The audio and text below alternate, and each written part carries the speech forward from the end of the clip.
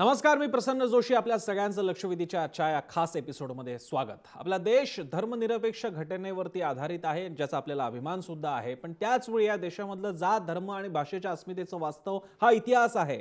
मग तेलुगू इलम सारखी एखादी चळवळ असेल, तामिळनाडूचा तामिळ देश व्हावा याच्यासाठी निघालेली आक्रमक चळवळ असेल, तिकडे खलिस्तान सारखी प्रांतवादी चळवळ असेल, नाहीतर अगदी आपल्या मनसेसारखी मराठी भाषेच्या आधारावरती तयार झालेला पक्ष असेल. धर्म, जात, भाषा, प्रांतवाद हे इथलं वास्तव आहे. अशा ठिकाणी सुद्धा सुप्रीम कोर्टाने निर्णय दिलेला आहे की तुम्ही धर्म, जात, भाषेच्या नावावरती निवडणुकीचाही प्रचार, निवडणूक लढवणं तर सोडा, प्रचारही करू शकत नाही. अगदी. आणि धर्मनिरपेक्ष इतक्यापुरता हा निर्णय जो आहे किंवा हे जे वक्तव्य आहे सुप्रीम कोर्टाचं, हे मर्यादित नाही. त्यात जातही आली आहे आणि भाषाही आली आहे. आणि त्यामुळे उत्तर प्रदेशच्या येत्या होणाऱ्या निवडणुकांमध्ये समाजवादी पक्ष असो, भाजप असो, यांची तर अडचण होणारच आहे. पण येत्या मुंबई महानगरपालिका निवडणुकांमध्ये शिवसेना आणि मनसेचीही अडचण होताना आपल्याला पाहायला मिळणार आहे. कारण या ठिकाणी भाषेच्या नावावरही आता मत मागता येणार नाही. एक्झॅक्टली. आणि याच अनुषंगाने आपण ही चर्चा घेतलेली आहे की निवडणूकही धर्मनिरपेक्ष असं सुप्रीम कोर्टाने, माननीय सुप्रीम कोर्टाने निर्णय दिलेला असताना त्याचे पडसाद काय उमटू शकतात याच्याबद्दल आपण सुप्रीम कोर्टाचा मान राखत त्याबद्दल आपण चर्चा करणार आहोत, भाष्य करणार आहोत, बोलणार आहोत. आपल्यासोबत मान्यवर असणार आहेत. आपल्यासोबत असतील ॲडव्होकेट गणेश सोवनी, भाजपचे महाराष्ट्र विधी आणि न्याय विभाग प्रमुख आहेत, त्यांचं स्वागत. नागपूरहून आपल्यासोबत आहेत अतुल लोंढे, प्रवक्ते आहेत काँग्रेसचे. ॲडव्होकेट वारिस पठाण सुद्धा आहेत, MIMचे आमदार आहेत ॲडव्होकेट वारिस पठाण. आणि आज तर त्यांचं येण्याला जास्त महत्त्व आहे, कारण नुकतंच असदुद्दीन ओवैसींनी तशा प्रकारचं विधान केलं होतं की मी मुस्लिम बहुल वॉर्डांमध्ये जास्तीत जास्त पैसा देण्याचा प्रयत्न करेन. जतीन देसाई आहेत, राजकीय विश्लेषक, आपल्यासोबत स्टुडिओमध्ये, त्यांचंही स्वागत. आणि थोड्याच वेळात आपल्यासोबत असतील महाराष्ट्र टाइम्सचे सहाय्यक संपादक विजय चोरमारे. आपल्या सगळ्यांचं स्वागत. कोणते मुद्दे घेऊन आपण चर्चेला टोकवण्यात पाहूयात ग्राफिक्सच्या माध्यमातून. धर्म, भाषा आधारित निवडणूक प्रचाराला बंदी योग्य आहे का? हे पुरोगामी पाऊल की राजकीय पक्षांच्या हक्कांवर गदा? भाषा, धर्माधारित पक्षांची यामुळे अडचण होईल का? धर्म, जात, भाषिक अस्मितेचं वास्तव नाकारायचं कसं? आणि अस्मितेच्या छुप्या प्रचाराला तरी रोखणार कसं? हे सगळे आपले मुद्दे. तुम्हाला सुद्धा व्यक्त व्हायचं असेल तर आमच्या ट्विटर हँडलवरती व्यक्त व्हा. @जयमहाराष्ट्रN हा आपलं ट्विटर हँडल आहे. जात धर्मावर मतं मागायला सुप्रीम कोर्टाच्या प्रतिबंधानंतर राजकीय पक्ष सुधारतील का? जरूर व्यक्त व्हा. चर्चेला सुरुवात करूयात. मी पहिल्यांदा जातो भाजपच्या गणेश सोवनींकडे आणि काँग्रेसकडे पण मी येणार आहे. सोवनीजी, आपल्या पक्षाचा आपल्या 2014च्या अधिकृत अजेंड्यामध्ये राम मंदिर अशा प्रकारचे धर्माशी थेट अस्मिता जोडणारे मुद्दे आहेत. आता या कोर्टाच्या निर्णयानंतर तुम्ही या गोष्टींकडे कसं बघताय, धार्मिक, जातीय, प्रांतिक अस्मितेबद्दल? सोवनींपर्यंत आपण पोहोचू शकत नाही, थोड्याच वेळात आपण त्यांच्याकडे जाऊ, हरकत नाही. मी अतुल लोंढेंकडे जातो, काँग्रेसकडे. अतुल लोंढेजी, आज हुसेन दलवाईंचा बाईट आमच्याकडे आलेला आहे, त्यांनी स्वागत केलेलं आहे, काँग्रेसने स्वागत केलेलं आहे. पण भारतासारख्या व्यामिश्र देशात शक्य आहे धर्म, जात विरहित प्रचार?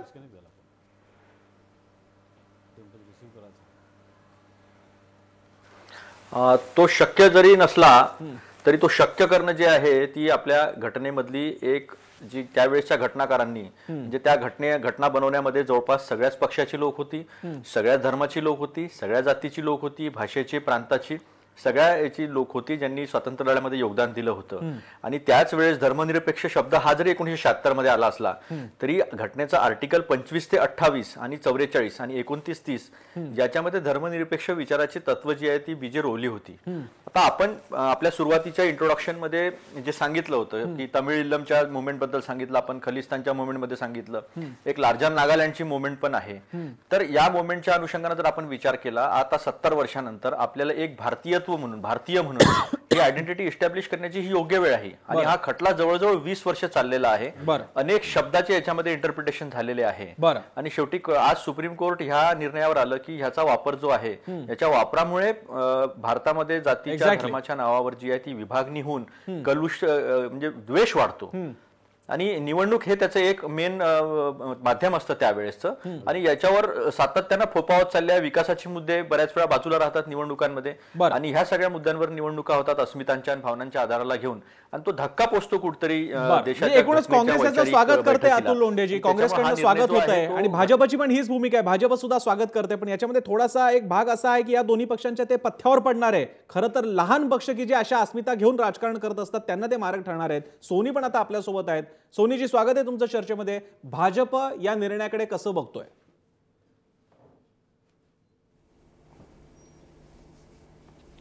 भाजप नक्कीच या निर्णयाचं स्वागत करेल, परंतु आता आपण जसं म्हटलं तसं जे प्रादेशिक पक्ष आहेत कदाचित या प्रादेशिक पक्षांना या निर्णयाचा सर्वोच्च न्यायालयाच्या निर्णयाचा फार मोठा फटका बसण्याची दाट शक्यता आहे. त्या प्रादेशिक पक्ष त्यांची नावं घेण्याची आवश्यकता नाही, आपल्याला सगळ्या कल्पना आहे.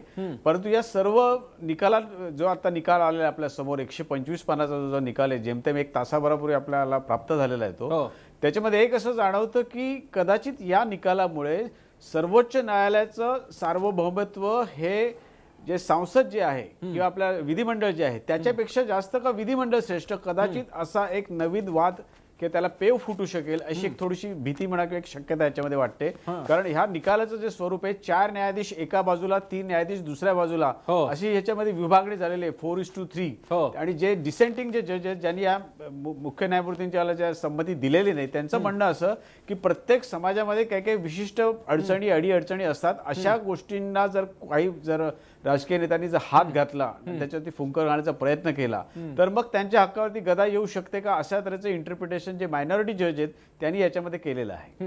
नाही पण सोनीजी याच्यामध्ये एक असं दिसतंय आम्हाला भाजपची पण अडचण होणार आहे. तुमच्या 2014च्या अधिकृत जाहीरनाम्यामध्ये राम मंदिर हा मुद्दा आहे. आता राम मंदिर हा असलाच तर तो हिंदूंचा मुद्दा आहे, इतर कोणत्याही धर्मियांनी त्याला पाठिंबा दिलेला नाही. असं असताना तुम्हाला सुद्धा फटका बसणार आहे त्याचा. बरोबर.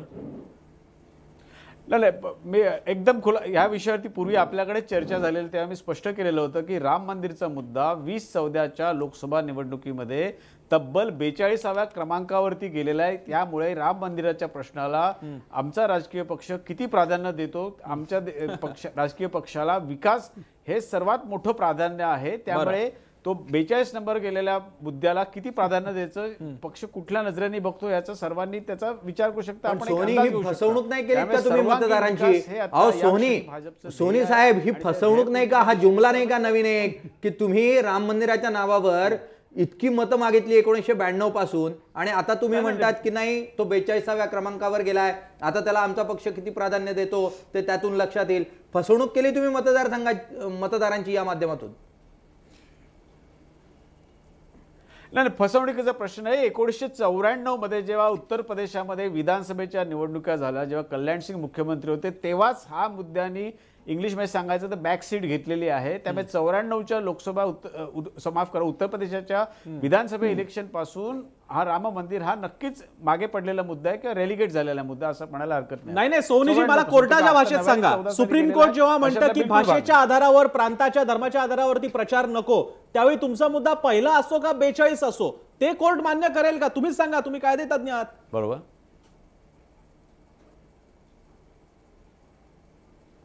बरोबर.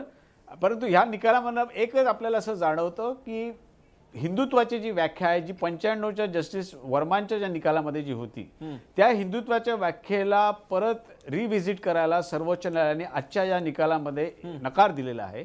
त्यामुळे हिंदुत्वाचा मुद्दा ह्याच्यामध्ये कुठल्याही स्वरूपात आलेला नाहीये. आणि जे 95चं जे जस्टिस वर्मांचं जे जजमेंट होतं ते मनोहर जोशींच्या प्रकरणामधलं होतं. त्यात त्यांनी असं म्हटलेलं की मनोहर जोशींचं वाक्य होतं की जर महाराष्ट्रातलं जे सर्व सरकार असेल जे आता निवडून जर आलं तर ते सर्व अर्थाने हिंदुत्वाचं असं पहिलं सरकार असेल असं ते वाक्य होतं. त्या वाक्यावरती आक्षेप घेऊन पुढे सगळा गदारोळ झाला, सर्वोच्च न्यायालयात प्रकरण गेलं. आणि आजचा जो निकाल आहे तो त्याच्या अगोदर अभिराम सिंह सांताक्रूजचे जे भाजपचे उमेदवार होते त्यांच्या निवडणुकीतनं हे उद्भवलेलं हे प्रकरण आज गेले 20 वर्षानंतर निर्णय येतो. 24 नाही सोनीजी तुम्ही जोशींकडे बोट नका दाखवू. मी तुमच्या साध्वी मुख्य मध्य प्रदेशाच्या माजी मुख्यमंत्री सुद्धा यांनी जो हिंदू हित की बात करेगा वही देश पे राज करेगा अशा घोषणा होत्या.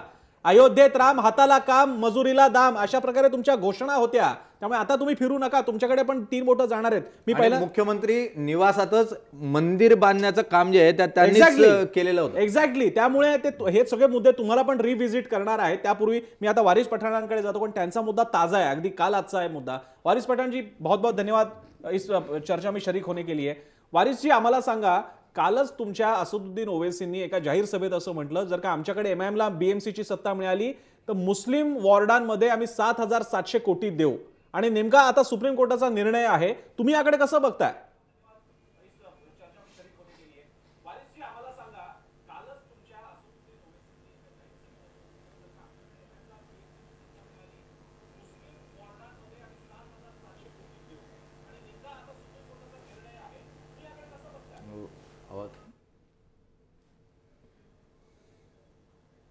आवाज नहीं आ रहा, आवाज। वारिस जी, मेरी आवाज पहुंच रही है आपके पास? वारिस जी, मेरी आवाज पहुंच रही है आप तक? अभी आई आपकी आवाज। क्या सवाल है साहब आपका? वारिस जी, मेरा छोटा सा सवाल है। हाल ही में आपके नेता अभी आई आपकी आवाज आई जी, बोलिए। असदुद्दीन ओवैसी जी ने कहा था कि मुंबई के वार्ड्स में जहां पे मुस्लिम लोगों की तादाद ज्यादा है, वहां पे अगर हमारी सत्ता आती है बीएमसी में तो हम वहां पे 7,700 करोड़ रुपए खर्च करेंगे। तो यहां पे तो सुप्रीम कोर्ट ने बता दिया कि आप धर्म का नाम नहीं ले सकते।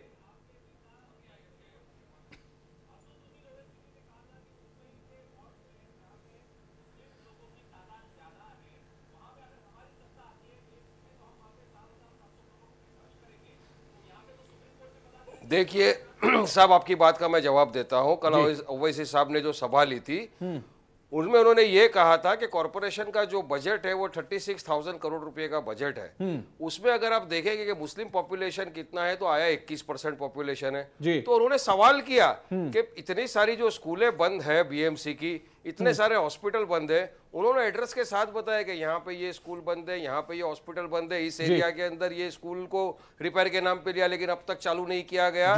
तो उस स्कूल में एलोकेशन करना चाहिए बजट का। रस्तों की हालत जो खराब है वहां पे रस्ते बनाने चाहिए, सब उन्होंने ये कहा। तो उन्होंने कहा कि 7,70,070 करोड़ रुपया बजट का एलोकेशन होना चाहिए। तो सरकार से सवाल नहीं करेंगे तो क्या करेंगे बताइए? इतने साल से लोग सत्ता में अंदर बैठे हुए हैं, कभी किसी ने ये नहीं सोचा कि ये सब स्कूलें चालू होनी चाहिए, बच्चों को तालीम मिलना चाहिए। और आपने देखा सब रंगनाथ मिश्रा कमेटी का रिपोर्ट है, सच्चर कमेटी का रिपोर्ट है, कुंडू कमेटी का रिपोर्ट है, जो ये साफ से बताता है कि महाराष्ट्र के अंदर जो मुसलमान है, बिछड़ा हुआ वर्ग है, सोशली एजुकेशनली बैकवर्ड है। अगर सोशली एजुकेशनली बैकवर्ड है और उसको रिजर्वेशन देना चाहिए, हाईकोर्ट ने भी कहा कि उनको एजुकेशन में रिजर्वेशन देना चाहिए, मगर बीजेपी की सरकार तो रिजर्वेशन नहीं दे रही है, इंप्लीमेंटेशन नहीं कर रही है। तो अगर हालत खराब ही है, नहीं वारिस जी, एडवोकेट वारिस जी, वारिस पठान जी, अगर में हालत खराब है और वहां पे बजट देना चाहिए तो क्या गलत किया आप बताइए मेरे को। वारिस जी, अगर बात करनी है तो आप पूरे आवाम की बात कर सकते हैं। सुप्रीम कोर्ट वही कह रही है, अगर बात करनी है तो आवाम की बात कीजिए। आप जो कर रहे हो, आप एक किसी खास तबके के बारे में बात कर रहे हो, जो दलित हो या मुस्लिम हो। आपके भाषण में हर बार दलित और मुस्लिमों का जिक्र होता है,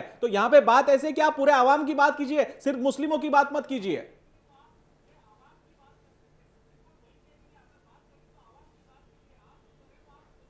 नहीं, बिल्कुल सही बात है। अगर वहां पे रास्ते का काम अगर बनता है मेरी कॉन्स्टिट्यूंसी के अंदर, तो उस रोड पे दलित भी चलेगा, क्रिश्चियन भी चलेगा, हमारा हिंदू भाई भी चलेगा, सब यूज करेंगे। अगर वाटर की पाइपलाइन नहीं हम डालने की अगर मांग कर रहे हैं तो क्या गलत कर रहे हैं? वो पानी का फायदा सबको होगा। और ये हम राजनीति, हम तो मुस्लिम दलित साथ में कॉम्बिनेशन के साथ आए। आपने औरंगाबाद का चुनाव देखा, जो कॉर्पोरेशन का इलेक्शन लड़ा, उसमें 26 सीटों पर। मैं वारिस जी में आगे सवाल लेके जाता हूं। आपने मुझे अच्छी तरह से शुरुआत करके दी है, क्योंकि यही सवाल मेरे मन में भी था। मी चोरमारेंकडे येतो आणि त्यानंतर जतीन देसाई सरांकडे पण जाणार आहे। चोरमारे जी, एकीकडे आपण याला लगेच या निर्णयाला पुरोगामी वगैरे ठरवणं हा एक भाग झाला, पण या भारताच्या काही आता एमआयएमच्या नावातच मजलिस इत्यादुल मुस्लिमीन आहे, बसवाच्या नावातच बहुजन समाज पार्टी आहे। बहुजन कोण? जे सवर्ण नाही ते, जे ब्राह्मणेतर आहेत ते बहुजन। खाली तमिळनाडूमध्ये नावामध्येच तमिळ तेलुगू नावं त्यांच्या प्रदेशांमध्ये। गोव्यामध्ये जो नवीन पक्ष आता आरएसएसच्या तिथल्या प्रमुखाने सुरू केलेला आहे, तो गोवा आणि कोकणी भाषेच्या पुनरुत्थानासाठीच तयार झालेला पक्ष आहे। अशा वेळी सुप्रीम कोर्टाचा निर्णय हा मूळच्या घटनादत्त स्वातंत्र्यावरती घाला पडू शकतो का, ठरू शकतो का? मला असं वाटत नाही हा घाला असू शकतो, कारण सुप्रीम कोर्टाने सेक्युलरिझम संदर्भात काही म्हटलेलं आहे आणि जातीच्या आणि धर्माच्या आधारावर मत मागणं हा भ्रष्टाचार आहे असं सरळ म्हटलेलं आहे। याचं कारण आहे, आपण गेल्या काही मला वाटतं 30 एक वर्षातली राजकीय परिस्थिती जर लक्षात घेतली तर एकूण राजकीय पक्ष ज्या पद्धतीनं जाती आणि धार्मिक पातळीवर ध्रुवीकरण होत गेलं, म्हणजे उत्तर प्रदेशापासून त्याची साधारण सुरुवात झाली। ज्या मुलायम सिंग आणखी काशीराम यांनी सुरुवात तिथून झाली। जातींचं संघटन, तिथला निवडणूक जातीच्या आधारावर लढली, म्हणजे जातींचं संघटन करून निवडणूक लढली होती। इथं दोन गोष्टी येतात, मला वाटतं दोन गोष्टीत फरक करायला पाहिजे। एकूण पुढच्या म्हणजे अर्थात यापुढे या संदर्भात अनेक आता सुप्रीम कोर्टाचा हा निकाल गृहीत धरून पुढच्या टप्प्यात अनेक प्रत्येक निवडणुकीनंतर अनेक केसेस दाखल होतील, अनेक खटले दाखल होतील आणि त्यांचं वेगवेगळे इंटरप्रिटेशन केलं जाईल. कारण सुप्रीम कोर्ट म्हणतं तेव्हा सुप्रीम कोर्टाचं इंटरप्रिटेशन ही एक नाही ना. म्हणजे जे सुप्रीम कोर्ट न्यायमूर्ती कुणी असले तरी एकदा सुप्रीम कोर्ट म्हणतं हिंदुत्व ही जीवनशैली आहे आणि आता पुन्हा एक सुप्रीम कोर्ट म्हणतं की हिंदुत्वाच्या आधारावर मतं मागता येणार नाहीत. म्हणजे सुप्रीम कोर्टाला नेमकं काय म्हणायचं हे कधीतरी स्पष्ट करणार आहे का नाही. म्हणजे हा सुप्रीम कोर्टानं मागच्या निकालासंदर्भात काहीतरी म्हणायला पाहिजे होतं. म्हणजे ते सगळ्या फटी ठेवतात आणि त्या फटींचा गैरफायदा राजकीय पक्ष घेतात असं मला दिसतं. जतीन देसाईंकडे येतो. जतीन देसाई, तुम्ही पुरोगामी आणि धर्मनिरपेक्षतेसाठीच नेहमी चळवळीमध्ये सहभागी झालेले आहेत, पण ही मुभा तुमच्यासारख्या चळवळकर्त्यांना आहे, पण ज्यांच्या राजकारणाचा गाभाच तसा आहे तो सुद्धा घटनादत्त अधिकारच आहे आपल्या. म्हणजे हे हिंदू विकास परिषद नावाचा ट्रस्ट स्थापन केला तर त्याच्या निवडणुका होऊ शकतात हिंदू धर्माच्या नावावरती, पण त्याचा पक्ष जर का भाजपने केला तर तो मात्र गुन्हा ठरेल. हा कसं काय? नाही, तर मला असं वाटतं की आपण लक्षात घेतलं पाहिजे की आज सुप्रीम कोर्टाने निकाल देत असताना जे काही म्हटलं आहे की घटनेचा जे एथोस जो आहे, घटनेचा जो काही गाभा आहे तोच मुळातच सेक्युलर आहे, तोच मुळातच धर्मनिरपेक्ष अशा स्वरूपाला आहे. आणि जर मुळातच घटनाच धर्मनिरपेक्ष असेल तर धर्माच्या आधारानं तुम्हाला मत मागताच येत नाही. गेले काही वर्ष आपल्याकडे ज्या स्वरूपाने ॲब्रेशन्स झालं आपण पाहतो की त्याला अनेक कारण, म्हणजे ते कशा स्वरूपाने संघ परिवाराने कशा स्वरूपाने सुरुवातीला रथयात्रा असेल, शिलान्यास, अशा ह्याच्यातनं एक वातावरण जे काय निर्माण केलं आणि मग त्या स्वरूपानं आपण पाहिलं की मुलायम वगैरेने देखील जातीचं राजकारण, म्हणजे कुठेतरी या देशाला विचार करावा लागेल धर्म आणि जातीचं राजकारण करणं आणि त्याचसोबत भाषेचं राजकारण करणं, कारण हे देखील तेवढंच महत्त्वाचं आहे की यातनं कुठेतरी आपण ज्या स्वरूपानं अतुल लोंढेंनी म्हटलं की कुठेतरी भारतीयत्वाकडे आपण जाणार आहोत की नाही. मला आठवतं की एका चित्रपटात की शाहरुख खान कोच आहे आणि तो सगळ्यांना विचारतो, महिला ज्या काय हॉकी प्लेयर्स आहेत त्या सगळ्यांना विचारतो आप कहाँ के, ते म्हणते मी पंजाबची, मी उत्तर प्रदेशची वगैरे. तर शेवटी शाहरुख खान विचारतो की पण भारताचं कोण, आणि जोपर्यंत ही स्पिरिट तुमच्यात निर्माण होणार नाही तोपर्यंत तुम्ही जिंकू शकणार नाही. आणि शेवटी ते स्पिरिट ते निर्माण करतात आणि कुठेतरी त्या चित्रपटात जिंकून येतात. हा मुद्दा घेऊन कुठेतरी की आपण कुठेतरी भारतीयत्वाचा विचार करणार आहोत की नाही. मी एक्झॅक्ट हाच मुद्दा घेऊन मी निलेशकडे येतो आणि त्यानंतर पुन्हा एकदा लोंढेंकडे आणि भाजपकडे जाईल. निलेश, हा मुद्दा ऐकायला खरंच छान आहे. चकदे फिल्म मधला तो सगळा डायलॉग त्यांनी सांगितलाय. मुद्दा असा त्या फुटबॉल टीम मध्ये भारत आहे की नाही, मग सगळे म्हणणार आम्ही भारतीय आहोत, पण शेवटी रिप्रेझेंटेशन त्याच्यामध्ये येतच ना. मग आपण म्हणून तर बघतो की मॅच मध्ये दलित रिप्रेझेंटेशन आहे की नाही, दक्षिणेचं आहे की नाही, आपल्या पुरस्कारांमध्ये सुद्धा सगळ्यांना रिप्रेझेंट केलं जातं. हे रिप्रेझेंटेशन पाहता रिप्रेझेंट का तर त्या लोकांना स्थान मिळावं, मग इथे तर ते स्थान मिळणार नाही अशाने. नाही, जर मनसेने काय करायचं? नाही, मग काय राजकारणात पण जातीला धर्माला आरक्षण जे आहे ते द्यायला हवं अशा स्वरूपाचा, कारण आपण जातीच्या आधारावर आरक्षण हे दिलेलं आहे. दलित समाजाला जो आहे तो निवडणुकीमध्ये आपण या अगोदरच आरक्षण दिलेलं आहे. आणि अशा परिस्थितीमध्ये उद्या जर धर्माच्या नावावर आरक्षण मागितलं गेलं तर त्याला कोण सपोर्ट करणार, किंवा तो मुद्दा जो आहे तो सर्वात अडचणीचा ठरेल. जसं तुम्ही सुरुवातीला प्रसन्न म्हणालात की ट्रस्ट तयार केला हिंदुत्वाच्या नावावर, तर त्याला मंजुरी मिळते, मात्र पक्ष म्हणून तुम्ही राजकारण करू शकणार नाही. तर सध्या जे ट्रस्ट ऍक्ट आहे तिच्यात तुम्हाला धर्माच्या नावावर कोणताही ट्रस्ट स्थापन करता येत नाही. सध्या त्या पद्धतीच्या सुधारणा या ट्रस्ट ऍक्ट मध्ये झालेल्या आहे. आणि त्या सुधारणांना पुढे घेऊन जाताना पक्षीय पातळीवर जर आज नवीन पक्ष स्थापन करायचा असला तर तो जातीच्या आणि धर्माच्या नावावर रजिस्टर करता येत नाही. त्या स्वरूपाची नियमावली जी आहे ती आत्ताच निवडणूक आयोगानं अंमलात आणलेली आहे. आणि त्याचा पुढचा टप्पा म्हणून सर्वोच्च न्यायालयाचा आजचा जो निकाल आहे त्याच्याकडे आपण बघायला हवं. जसं चोरमारे सर म्हटले, फटी निश्चित आहे. प्रत्येक निर्णयामध्ये, प्रत्येक कायद्यामध्ये फटी असतात आणि तिथूनच पळवाट जी आहे ती राजकारण्यांकडून शोधली जाते. आता MIM कडून जशा स्वरूपाची पळवाट सांगितली जात होती तशा पळवाटी या येत्याही निवडणुकांमध्ये निश्चितपणे काढल्या जातील. मात्र अतुल लोंढेंनी सांगितल्याप्रमाणे जर आपल्याला भारतीय म्हणून स्वतःला प्रस्थापित करायचं असेल तर आपल्याला भाषा, प्रांत, धर्म, जात यापासून वेगळं व्हावं लागेल. आणि त्याची सुरुवात करण्यासाठी म्हणून एक मंच तयार करून दिलाय तो सुप्रीम कोर्टाने. आणि त्यामुळे सुप्रीम कोर्टाचं आपण स्वागत जे आहे ते निश्चितपणे करायलाच हवं. त्याच्या व्यतिरिक्त इतर कोणताही मार्ग नाही. संसदेत जे राजकारणी धर्माच्याच नावावर राजकारण करतात ते कधीही धर्माला आणि जातीला प्रतिबंध घालणार नाहीत, त्यापासून ते स्वतःला वळतं करणार नाहीत. विकासाच्या मुद्द्यावर त्यांना मतं मिळणार नाहीत हे निश्चितपणे माहित आहे.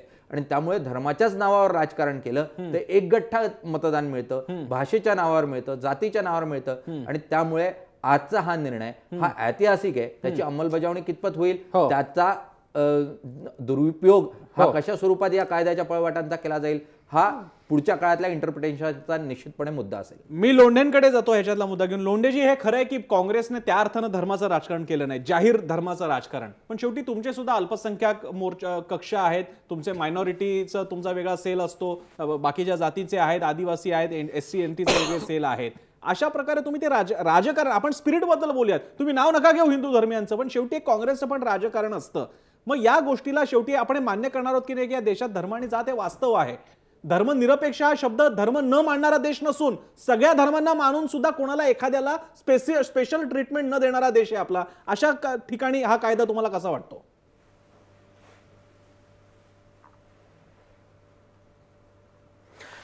असा प्रसन्न की या कायद्यामध्ये आता माझ्याकडे पूर्ण आला नाही निकाल तो, पण याच्यामधलं जे कार्डिनल प्रिन्सिपल म्हणजे ज्याला आपण म्हणतो साऊल ऑफ द लॉ जे आहे ते दिलं की मिक्सिंग स्टेट विथ रिलीजन.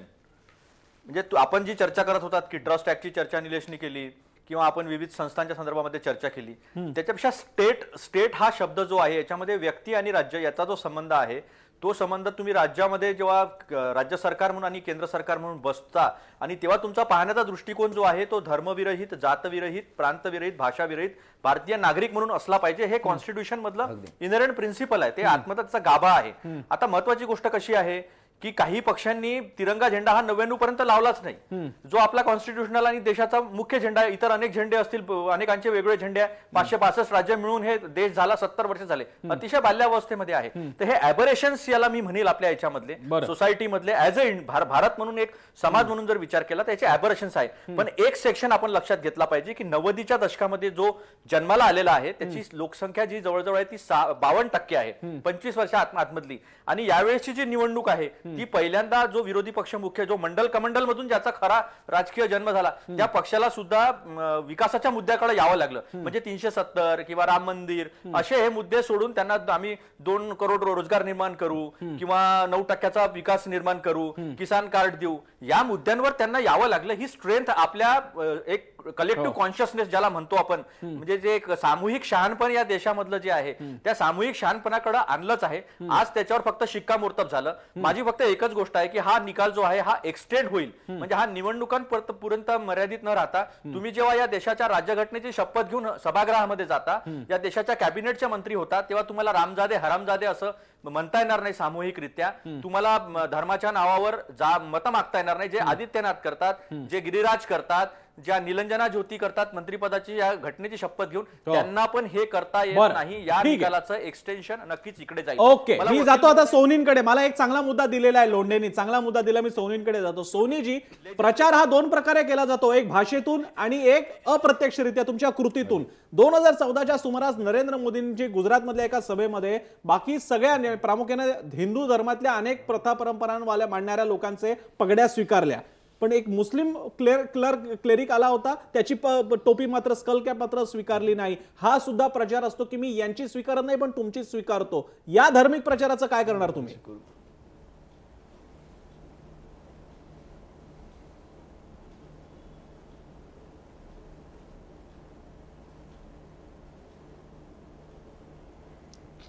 सोनीजी, माझा आवाज पोहोचतोय तुमच्यापर्यंत?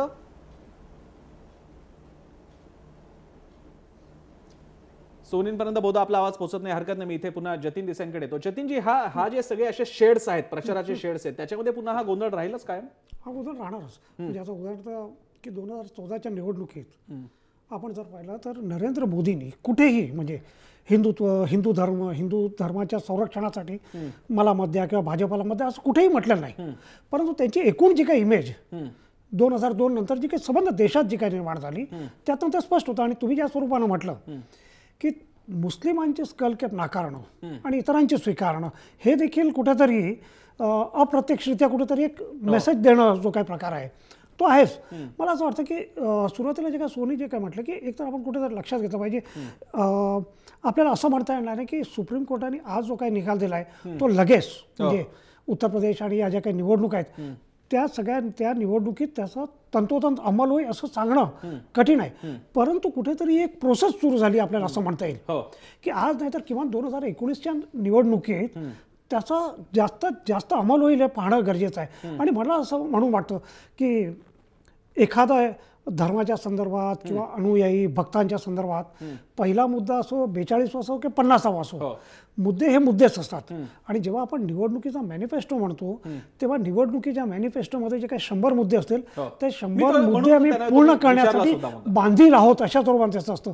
आणि म्हणून मला असं वाटतं की कुठेतरी हा जो काही निर्णय तो अत्यंत पुरोगामी अशा स्वरूपाने आणि प्रत्येकाने म्हणजे की ज्या स्वरूपानं भारतीय राज्यघटना धर्मनिरपेक्षतेचा अर्थ काय तर मी थोडं वेगळं करतो. म्हणजे स्टेट जे आहे त्या स्टेटचा कुठल्याही धर्माशी संबंध नाही.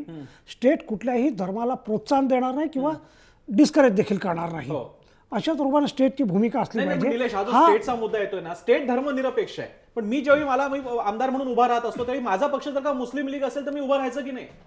नाही, मुख्यतः ज्या वेळेला तुम्ही धर्माच्या आधारावर मतं मागतात तर सत्तेत आल्यानंतर त्याच धर्माचं कल्याण करण्याच्या दृष्टीनं तुम्ही योजनाही राबवतात आणि मग त्यातून सुरू होतो तो इतरांचा दुस्वास.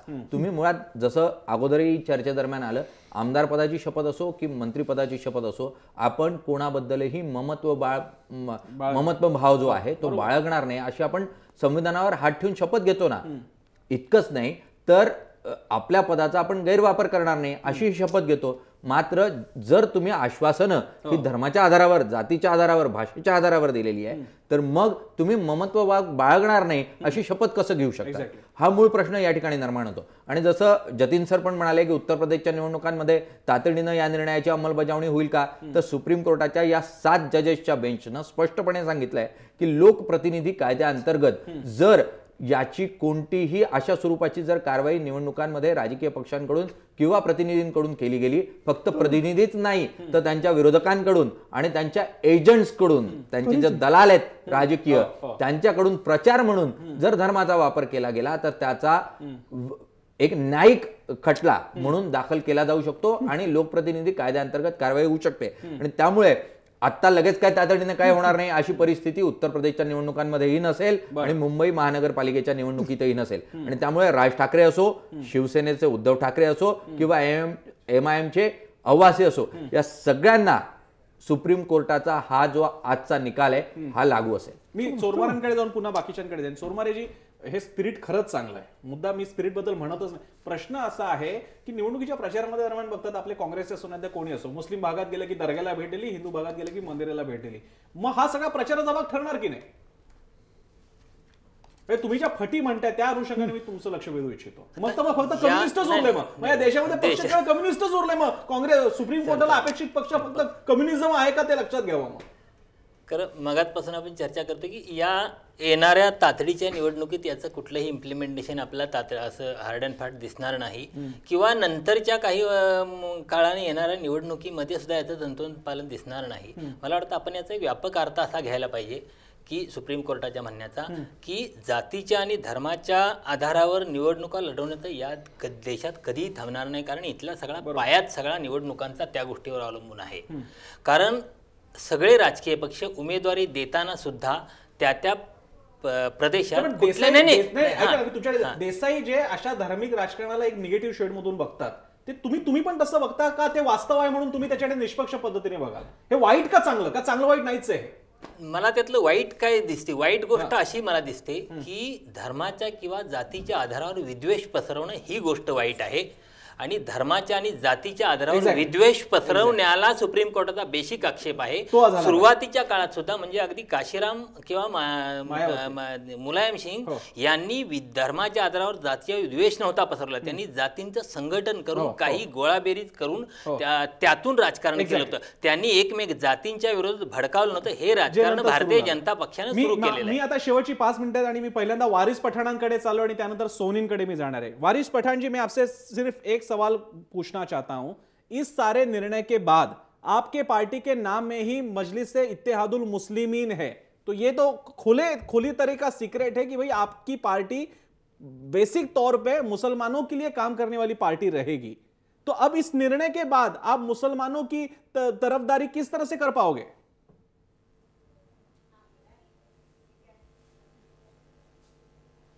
देखिए साहब, अब ये निर्णय जो आया है, सबसे पहले मैं आपसे माफी चाहता हूँ, आपका पूरा क्वेश्चन मैं समझा नहीं क्योंकि बहुत आवाज क्रैक हो रहा है। ठीक है। फिर भी मैं आपको जवाब देता हूँ। जी। जो भी निर्णय आया है इसको हम पढ़ेंगे, देखेंगे सुप्रीम कोर्ट ने क्या रीजनिंग दिया है। रीजनिंग देने के बाद में उसका जवाब दिया जाएगा। पर एक बात तो साफ है साहब कि हमने हमेशा से ये कहा है कि हम तो डेवलपमेंट और विकास की बात करते हैं, हम तो सेक्युलरिज्म है, हम दलित सबको लेकर साथ में चलने की बात करते हैं। तो हमारी पार्टी को इतने वर्षों से पीपल रिप्रेजेंटेटिव एक्ट तो था ही कायदे में, जब ये हिंदुत्व के नाम से चल रही थी, मराठी मानुस के नाम से लोग चला रहे थे, वो लोग थे कम्युनल साहब। अब मराठी मानुस का क्या होगा जो हिंदुत्व के नाम के ऊपर? वही मैं आपको पूछ रहा हूँ, अब मुस्लिमीन का क्या होगा, मराठी मानुस का क्या होगा, मुस्लिमीन का क्या होगा? साहब हमारा तो एजेंडा क्लियर है। मजलिस से इत्तेहादुल मुस्लिमीन का साहब कोई फिक्र मत करो आप, हमारा डेवलपमेंट विकास का मुद्दा है और जहां जहां नाहक बात होती है हम वह हक के लिए अपनी बात पेश करते हैं और हम हक की लढाई के अंदर धन्यवाद। आगे ठीक आहे। सो आपल्यासोबत वारिस पठाण सुद्धा होते। माझ्याकडे शेवटची 1-2 मिनिटं असतील, मी सोवनींकडे जातोय। सोवनीजी, मगाशी प्रश्न बहुधा तुमच्यापर्यंत पोहोचला नाही। प्रचार एक भाषिक आणि प्रत्यक्ष व्यक्त करून सुद्धा होतो आणि न व्यक्त करता सुद्धा मेसेज पोहोचवता येतो, जसं की 2014च्या सुमारास एका जाहीर सभेत मुस्लिम स्कल कॅप घालायला मोदींनी दिलेला नकार, आणि हा एक नीट मेसेज असतो की मी हिंदूंच्या पगड्या घालीन पण मुसलमानांची घालणार नाही। आता या प्रचाराचं तुम्ही काय कराल?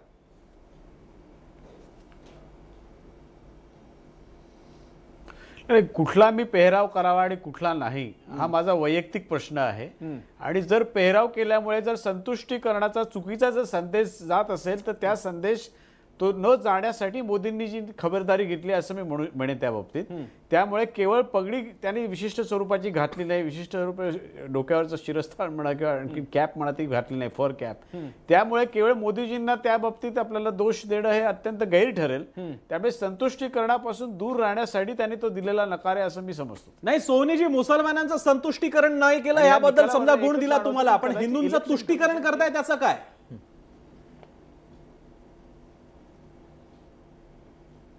नाही, पण त्या हिशोबाने कुठलीच आक्षेपार्ह कुठलंही वक्तव्य झालेलं नाही किंवा वर्तन देखील झालेलं नाही अलीकडच्या काळामध्ये आपण जर नीट पाहिलं तर।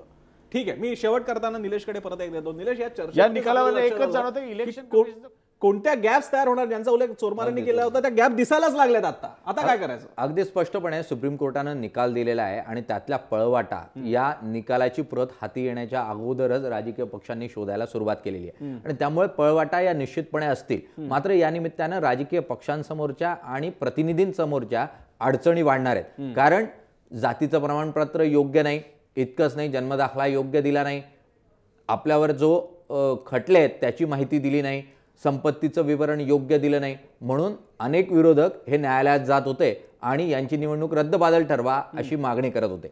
येत्या निवडणुकांनंतर धर्माचा, जातीचा, भाषेचा वापर केला आणि त्याचं रेकॉर्डिंग उपलब्ध झालं, या मुद्द्यावर जो पराजित उमेदवार आहे तो कोर्टात जाताना पाहायला मिळेल। न्यायालयाची डोकेदुखी वाढेल, अनेक प्रकरणं हे न्यायालयात प्रलंबित होतील आणि 5 वर्ष संपली तरी ती निकाली निघतील की नाही असा प्रश्न असेल। आणि त्यामुळे सुप्रीम कोर्टानं एक आदर्श असा निकाल दिलेला असला तरीही त्याची अंमलबजावणी करणं हे अत्यंत कठीण आणि जाचक अशा स्वरूपाचं पाहायला मिळेल। मात्र यातून अडचणी ज्या प्रमुख होतील त्या, जसं आपण चर्चा करत होतो, MIM सारख्या पक्षात असतील, राज ठाकरे जे भाषेच्याच आधारावर राजकारण करत आलेले आहेत, प्रांताच्याच आधारावर राजकारण करत आले, त्यांचं काय होणार, आणि उद्धव ठाकरे जे हिंदुत्वाच्या मुद्द्यावर राजकारण करत आले त्यांचं काय होणार, हा प्रमुख प्रश्न कायम असेल। लोकांनाही आपण विचारलं होतं की आमच्या प्रश्नाला त्यांचा कौल विचारला होता, त्यांना काय वाटतं, आपला प्रश्न होता @जय महाराष्ट्र वरती, जात धर्मावर मतं मागायला सुप्रीम कोर्टाच्या प्रतिबंधानंतर राजकीय पक्ष सुधारतील का?